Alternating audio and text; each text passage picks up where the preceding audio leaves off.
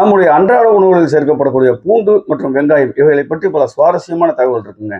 ஆன்மீகத்தில் சொல்லப்படக்கூடிய செய்தி என்னன்னு கேட்டனா, இந்த பூண்டு வெங்காயம் இறைவனுக்கு படைக்கப்படக்கூடிய எந்த ஒரு நைவேத்திய பொருட்களிலும் இந்த பூண்டையும் வெங்காயத்தையும் நம்ம சேர்த்துக்க மாட்டாங்க.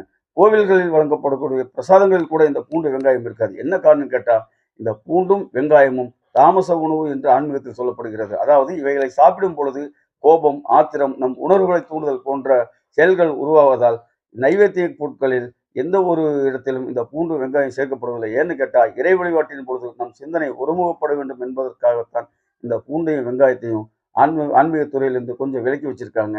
அது மட்டும் இல்லைங்க, புராண கதைகளில் சொல்லப்படக்கூடிய ஒரு செய்தி என்னன்னு கேட்டோம்னா, விஷ்ணு மோகினி அவதாரத்தில் இருக்கும்போது கேதுவின் தலையை வெட்டியதால், அந்த கேதுவின் உடலில் இருந்து வழிந்த ரத்தம் பூமியில் பட்டதால் அதிலிருந்து உருவானதுதான் இந்த பூண்டும் வெங்காயம் என்று சொல்லப்படுகிறது. அதே சமயத்தில் பாட்டி வைத்தியத்திலும் நாட்டு வைத்தியத்திலும் இந்த வெங்காயமும் பூண்டும் தவிர்க்க முடியாததாகும். எனவே இந்த பூண்டும் வெங்காயம் பல கதைகள் சொல்லப்பட்டிருந்தாலும் உணவுப் பொருட்களில் சேர்த்துக் கொள்ள வேண்டியது அத்தியாவசியமாக கருதப்படுகிறது. வாசனை பொருட்களுக்காக அல்லாவிட்டாலும் மருத்துவ குணம் நிறைந்த இந்த பொருட்கள் நம் உடலுக்கு மிக அத்தியாவசியம். இந்த நாள் நீ நாளாகும்.